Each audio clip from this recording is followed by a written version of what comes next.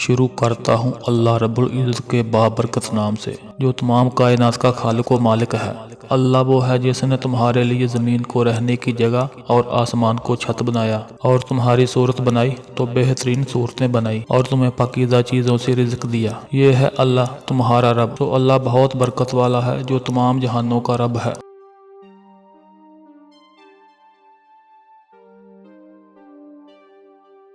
बादशाह महमूद और उसके गुलाम अय्याद के नाम से कौन नहीं वाकिफ। अय्याद हिंदुस्तान के शहनशाह महमूद का एक इंतहाई वफादार गुलाम था। महमूद उस गुलाम पर बेइंतहा इत्मीनान किया करता। इसी बिना पर अक्सर बुजुर्ग अय्याद से हसद करते कि एक गुलाम को हम जैसे आला लोगों पर फौकियत दी जा रही है। एक दफा महमूद अपने दरबारियों के साथ तख्त पर विराजमान था। दरबार में एक ककड़ी पेश की गई, जो बादशाह समेत तमाम दरबारियों में तकसीम हुई। ककड़ी इंतहाई कड़वी थी। बादशाह समेत सब लोगों ने उसे थूक दिया, लेकिन महमूद का वफादार गुलाम अय्याद मजे से वो ककड़ी खाता रहा। बादशाह ने अय्याद से दरियाफ्त किया, क्या तुम्हें ये ककड़ी कड़वी नहीं लगी? अय्याद ने कहा, क्यों नहीं, जहाँ पनाह ककड़ी तो कड़वी है। महमूद ने पूछा, तो तुमने इसे थूका क्यों नहीं? अय्याद कहने लगा, हजूर, आपके हाथों से मैंने बेशुमार मीठे फल खाए हैं। अब अगर एक फल कड़वा निकल आया तो गुलामी का तकाजा है कि उसे सब्र के साथ खा लिया जाए। हम सब खुदाए रब्बे जुल जलाल के गुलाम हैं।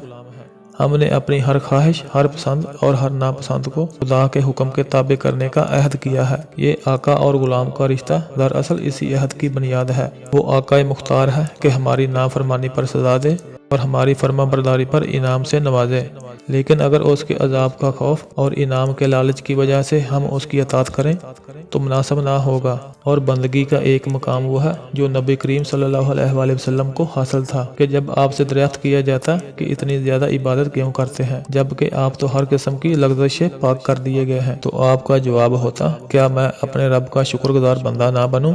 एक मुलाजिम सिर्फ इसलिए अपने मालिक और सरबराह का कहना मानता है कि ऐसा ना करे तो उसे मुलाजमत से बर्खास्त किया जा सकता है, जबकि अतात की सूरत में उसे तनख्वाह और तरक्की से नवाजा जाएगा।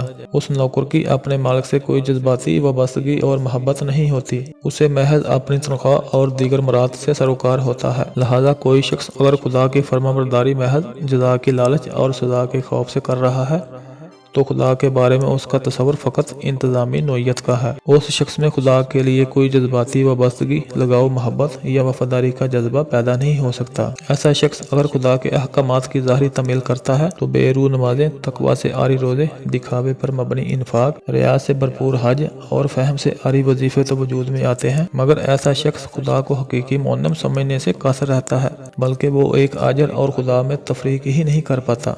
दूसरी जानब एक और शख्स है जो खुदा की गुलामी की बुनियाद वफादारी और मोहब्बत को बनाता है, और खुदा से मोहब्बत का तरीका भी वही अपनाता है जो खुद खुदा का बताया हुआ है। चुनाचे ये शख्स जब रोज़ो शब का उल्ट फेर, धूप की तमादत, साय की ठंडक, सर्दी की गुलाबी शामें, मीलों दूर फैला नीलगुं समंदर, साहल पर अटकेलियां करते हुए परिंदे, बारिश की मस्त बूंदें, उफक पर बिखरी हुई कौसे खुदा और दीगर नज़ारे देखता है तो सजदे में गिर जाता है। वो खुद को अपने आका के एहसानों तले महसूस करता है, लिहाजा वो खुदा से मोहब्बत करने के लिए उसकी जानब झुकता है कि कहीं ये नेमतें फराहम करने वाला खुदा उसे नाराज ना हो जाए। अगर हम खुदा को एक इंतजामी हैसियत से मानते हैं तो हमारा रवैया उन बुजुर्ग जैसा है जो मीठा फल लेने के लिए तो बेताब है, लेकिन कड़वे फल को थूक देते हैं, जो दर हकीकत बादशाह के वफादार नहीं बल्कि उसकी ताकत के वफादार हैं, जिनका कोई जज्बाती रिश्ता उस बादशाह से नहीं।